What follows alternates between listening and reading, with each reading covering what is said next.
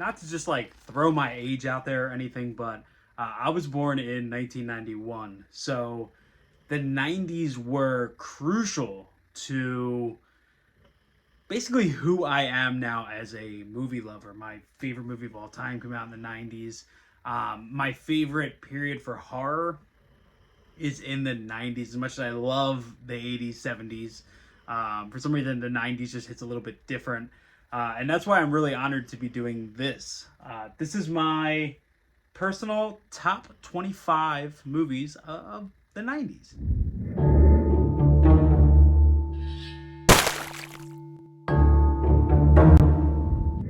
So Tim over at Tim Talks Talkies has done a couple of these community lists, and I'm just throwing mine out there. So if you're interested in joining, I will link Tim's sort of introduction slash direction video below. That way you can check that out. I figured this would be an awesome time to kind of dive back into pretty much some movies that I've had in the collection that I just kind of have cast aside for a little while. I actually bought a couple of new movies to get into the collection that I loved from the 90s. So I'm not going to spend too much time on each one. I'm just going to kind of move through these. And yeah, let's dive into my top 25. And of course, starting it off is Army of Darkness. This is a 4K release from Scream Factory. I grew up an Evil Dead 2 kid. That was the movie that I watched. I have my Evil Dead shirt on now. I love Evil Dead 1 and 2, but Army of Darkness was always sort of the I want to watch a horror film, but I'm really just not in the mood to go maybe as dark or as twisted. So Army of Darkness was a really accessible one for me. We had it on VHS as a kid, and absolutely love this movie. And remember, shop smart, shop S smart. So that's a great release too. So number 24 for me. Now, mind you, these rankings are loose. These aren't actually ranked by my liking. I don't think any of the films lower on the list are better than these other ones. I just sort of picked 25 movies from the 90s that I categorize as my favorites. The top three, I would probably say, are the most accurate. Whoa, my hat just popped off. Are probably the most accurate, to be 100% honest. And in terms of my absolute favorites of the 90s. But yeah, take all of this, especially the rankings, a little bit loosely. But number 24, I have Pulp Fiction. What this movie did in 94 for the culture, for pop culture in general, for films, is incredible. And my uncle used to quote Pulp Fiction all the time, way before I actually sat down and watched it. And he's quoted all the time, and now it's funny because I can kind of join in on that and quote along with him, so it's a lot of fun. So you can't deny what Pulp Fiction did for movies as a whole, what Quentin Tarantino did post Reservoir Dogs. And yeah, it's so influential to what we know today in Hollywood as far as writing, characterizations, and these sort of grand casts mixed with stories that are intertwining. It sort of made a huge dent on cinema, so I couldn't not include Pulp Fiction in there. And then we have, for number 23, Candyman. Man, there was so much horror in the 90s that shaped what was to come, right? The 90s were sort of the death of horror, the death of the slasher genre. And Candyman kind of came out of absolutely nowhere in 1992, and really added a new element to it, right? You have Tony Todd, who is this just massive figure casting a huge shadow over everybody he was around. This idea of saying Candyman in a mirror and he would appear, and throwing in all of the social commentary in the setting, in the characters, even in the background of Candyman as a character, throwing in all of that and mixing it all together. Candyman is still a crazy experience to this day. It's not a film that I would casually throw on as casual viewing every single time I sit down with it. I find myself kind of a little bit beat up. I'm a little bit sad. I'm a little bit impacted by it. And that legacy will always carry on for me. I think in the 90s, Candyman was the best horror film to come out in that decade. So that's why it's in this list. I even love the remake though. But yeah, the impact Candyman made on the genre, and I was only one when it came out, and it lived on. I remember actually hearing about the saying Candyman in the mirror way before I even knew what it was referencing to. So what Candyman did for horror is still echoing to this day, in my opinion. So number, what is this? 25, 24, 22 is Backdraft. And I saw this on a couple other lists in the group chat that we have going on for the live stream that'll be in April. But very few times do we get a good firefighter movie. I know there's a couple of them in the kind of Christian film catalog. Ladder 49 was another favorite of mine with Joaquin Phoenix. But you have Kurt Russell, William Baldwin, Scott Glenn, Jennifer Jason Leigh, Donald Sutherland, Robert De Niro, all in Backdraft. Such a fun time. I actually just picked that up recently, only a couple of weeks ago. So, number 21, Bad Boys. Yeah, I'm a huge Michael Bay fan. I always have been. I just am attracted to the absolute carnage and madness that his films bring forward. It's a true escape for me. I think that all of his movies, whether they're Transformers 4, 5 bad, or they're as good as The Rock, which is going to be later on this list, sort of peak, or Armageddon, sort of peak Michael Bay for me. Bad Boys is a franchise that's still going strong even without him. I also love Bad Boys 2. It upped everything by 10, and I always had a ton of fun with it. But you can't deny Bad Boys being a absolutely fantastic 90s film. Along with number, I think, 20. It is Face Off. And I only have it in this double pack with Snake Eyes. I know Face Off is getting a 4K from, I think, Kino Lorber. But yeah, John Woo bringing the madness. You have Nicolas Cage being an absolute nut, as he always is in John Travolta. It's a fantastic action film. And then, yeah, so I think this is a little bit of a curveball. I haven't seen this in anybody else's list, but I love this movie. And it is going to be the 1999 House on Haunted Hill. Obviously a remake of, I think it was 50... blanking on the age, the original House on Haunted Hill, but I always just have a ton of fun with this. And William Malone directed the hell out of this. It's all style, no substance. I mean, even down to them using the Incredible Hulk as the ride at Price's theme park. I mean, this is a crazy movie, and every single time I throw this on, I just have a ton of fun. So that is an absolute favorite of mine from the 90s, one that I still enjoy to this day. So next up, this is number, 19 or something. I'm just going to keep going loose. I have one that I don't see too many people talk about, but was really influential to me when I was younger, because this came out in 99. I actually owned this on VHS. It was one of my mom's favorite movies. And that is Spike Lee's Summer of Sam. The cast in this, you have John Leguizamo, Adrian Brody, you have Mira Sorvino, Jennifer Esposito. This cast is stacked in here, and this is very different for Spike Lee. Very, very different. It's very raw, especially in the portrayal of the Son of Sam killings. They were always very visceral to me, very scary, and the actual impact of them in this film, like the realism and the actual hit, like they feel so real. And yeah, this movie freaked me out when I was younger, and I revisited it, and I still love it. I love the mob mentality that the city takes on. The city comes together to try to find this nutcase, and it's wild, it's crazy. Adrian Brody is absolutely insane. I love the little disco culture they throw in here. There's a lot about this movie that I really, really enjoy, and it's always been a favorite of mine. So, Summer of Sam. This is an awesome release by Kino Lorber. I waited for a Blu-ray of that for so long. So long.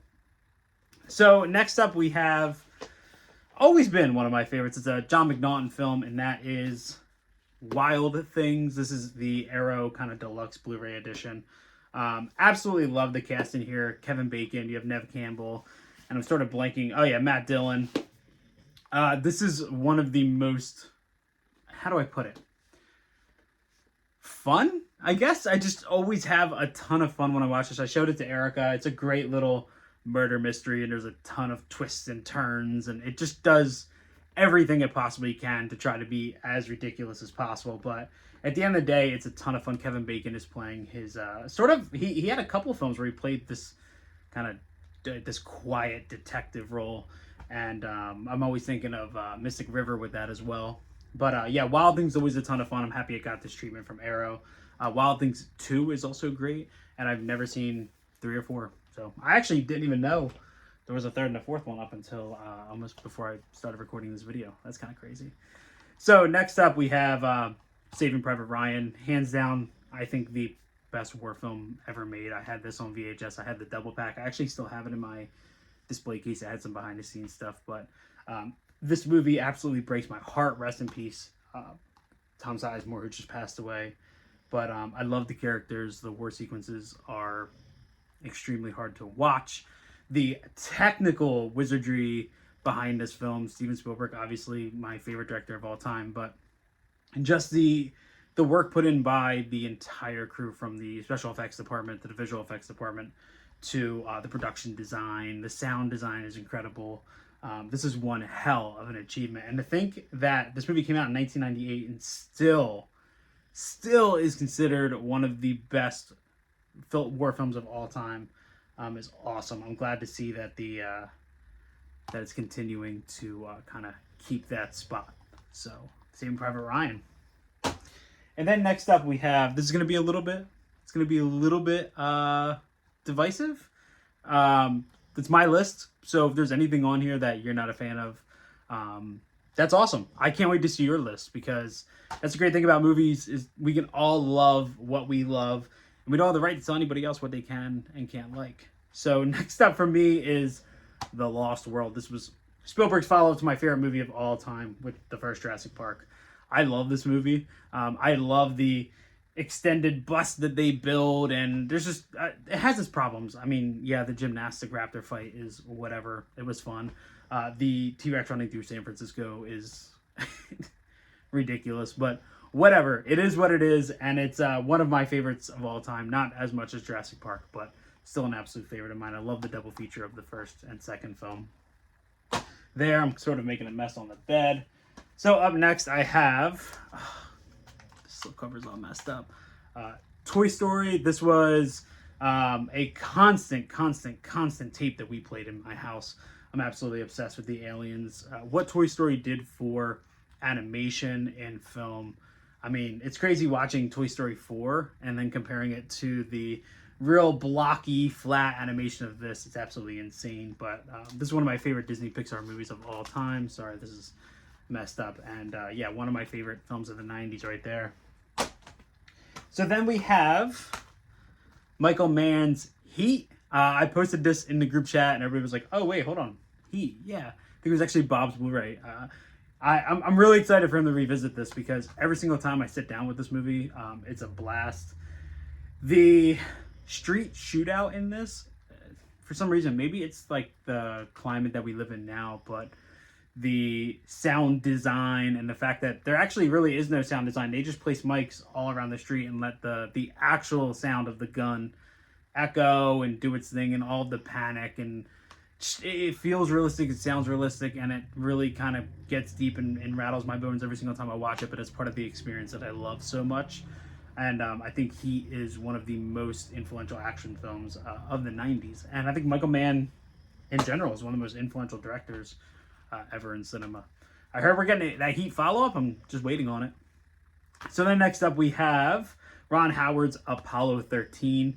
Erica introduced this movie to me a couple years ago. It became an instant classic of mine. Ed Harris is awesome. You also have Kevin Bacon, Tom Hanks, Bill Paxton, Gary Sinise. I mean, the cast goes on. Every single time I watch this movie, I'm in tears. Man tears. So yeah, Apollo 13 quickly became a favorite of mine. I only have this really crappy set, but next up was Wes Craven's New Nightmare. It's in this big blocky thing. One of my favorite Nightmare on Elm Street films. I love the weird meta style of it. I think Wes Craven his return to the character and return to the franchise was very welcomed, and I always have a ton of fun with New Nightmare. And actually, I think it's the scariest one since the original. So, and of course, no '90s list would be complete without Forrest Gump. Robert Zemeckis. This movie kills me every single time. I quote this movie 25 times a day. Tom Hanks is incredible. Jenny is a bitch. All right, let's move on with that. I don't have it individual, but Terminator 2. One of the rare times I think the sequel is actually better than the original film. T2 Judgment Day is a perfect action movie from beginning to end. I'm sure most people would agree with me. Erica doesn't. She's actually a bigger fan of the first one, which I do like the first Terminator, but T2 is just, it hits on a different level. It's a ton of fun. And then, of course, we have the best serial killer film of the 90s, The Silence of the Lambs. This is probably an overrated response, but this movie scares the hell out of me. And there is moments in this movie that have never left my mind ever. This movie haunted me as a child. It haunts me now as an adult. And every single time I revisit it, it's never a fun watch. It always feels like a little bit more. So it just kind of rattles my bones. Again, everything's always rattling my bones. So next up, we have Martin Scorsese's best movie, Goodfellas, and this little hard box release. Yeah, I mean, I don't really know what to say about Goodfellas. I don't really need to, defend it for being in a 90s list, but yeah, it's one of the best films ever made, in my opinion. And then another controversial one, it's actually in this set right here, but Child's Play 2. I love the first Child's Play. I think Child's Play 2 just takes it to the next level. Chucky is established. The character is established. We know what it is, and Child's Play 2 just ramps everything up to the next level. I love a good back-to-back of the first and second one. In my opinion, just Child's Play 2, the fact that, like I said, the character's already established. We already know what's going on. Now we just needed a couple new characters for it to chase after and for him to, kill to try to reclaim his human body. But Child's Play 2, always a favorite of mine. And then, Erica's very happy about this. I think this is 1, 2, 3, 4, number 5. Popcorn. If you haven't seen Popcorn, this came out in 1991. This is one of the most underrated slashers I've ever seen. It's a group of film students who hold a really cool film festival at this theater. There's a Jamaican band that's playing, because fun fact, the actual theater in the film is in Jamaica. They play without power. It's kind of crazy. But this is a pure homage to 50s, 60s B cinema. And it's always a ton of fun to sit down and watch. It's one of her favorites ever. Dee Wallace is in this as well. I don't hear enough people talking about Popcorn. I don't see enough companies putting out popcorn merch, clothing, all of that stuff. But always a favorite of mine. I think one of the best underrated gems of the 90s right there with Popcorn. And then the one that I had to order to complete the actual collection to do this list, Empire Records. I don't really know what to say. The cast, the music, the vibe of this whole entire film. This movie is pure joy from beginning to end. I always just have an absolute blast with it. Erica and I, as well as her brothers, are always quoting it. It's a ton of fun. Empire Records, come on. Of all of the kind of teenage, rebellious, American Pie style movies of the 90s, that is one of my favorites. So on to my top 3. And I mentioned earlier, The Rock, Nicolas Cage, Sean Connery, Ed Harris. The shower room scene in this, or the shower room massacre, I would call it, haunts me. And this movie is terrifying. The Alcatraz setting is fantastic. I actually love the street chase scene with the Hummer. It's Michael Bay, but it packs a little bit more of a punch. I think the character's a little bit better. Love Sean Connery in the role. I think this movie is just a standout for him. So, and that shower scene, man, that shower room scene, always, every single time it comes on, if I'm talking or if I'm, on my phone or anything, it goes off for that 3 or 4 minutes, because that massacre is absolutely brutal to watch. And the movie from that point on, I think, kind of takes on a different identity, and that's why that movie means so much to me. And then my number 2 spot, one of my favorites of all time, Twister. Jan de Bond's film. It was a toss up between this and Speed. I wanted to put Speed in the ranking as well, but yeah, this movie is just, I can watch it 4 times a day, 5 times a day. I can just always put it on. When I was a kid, I had the VHS tape and just played the hell out of that. I even had a couple of the little toys that you could spin and make a funnel happen. I mean, what Twister means to me is very close to what this next movie means, but I absolutely love the soundtrack. I love the effects. I love the corniest of moments. Like, there's so much about this movie that I just deeply, deeply, deeply admire and love. And that's why it's number 2 in my ranking. And then my favorite of all time. I mean, this is probably a lot of people's favorites, and I'm fine with it. I actually just wanted to tell a cool story about this. So, Jurassic Park. Yeah, Steven Spielberg's masterpiece. And obviously you have the pop culture phenomenon that was this movie, but you also have the Hollywood phenomenon, which was the blend of computer generated effects with practical effects, thanks to Stan Winston and his team, and thanks to ILM on the CGI side. But this is a VHS release, and I'm still really good friends, actually the best of friends with my buddy Tom, who I grew up with. He's my brother, and when we were kids, we lived right, not too far from each other, and we would always, he would bring CDs to my house to listen to and leave them, and then I'd bring stuff to his house and leave him there. It's just that thing. And a couple years ago, for a birthday gift, he hands me a bag, and this was in it. And turns out this was actually my VHS copy when I was a kid, that he still had, that he held on to, that he found. I say he stole it from me, but yeah, he found it and gave it back. And this actually sits in a glass display case behind the camera here.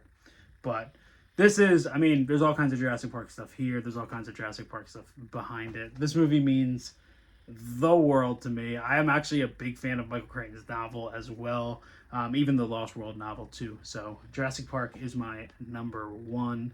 I really hope sincerely that everybody jumps into this, that everybody makes a top 25 of the 90s video. I mean, especially if you're a 90s kid, because there's so many. It felt a little bit impossible to do, but got it done. So at least it's achievable. We are able to do it, no matter how much of a challenge it is for us to be like, what the hell? There was, I had 100 plus VHS tapes when I was a kid. How am I supposed to narrow that down and pick 25? There are movies that I love more than some that are in here, but as far as the impact it has on me when I was a young kid growing up, what those movies mean to me played a lot into why this list went the way it did. So I can't wait to see everybody else's community list. This is an awesome thing that Tim is doing. I'm super happy to be a part of it. So I just want to thank you guys for watching. Subscribe if you want to. Let's just keep supporting physical media. And yeah, I had a ton of fun. So thank you. Thanks, Tim, and all those guys. I really appreciate all of the motivation and the inspiration to keep going at this thing and keep growing. So thanks for watching. I'll see you all next time.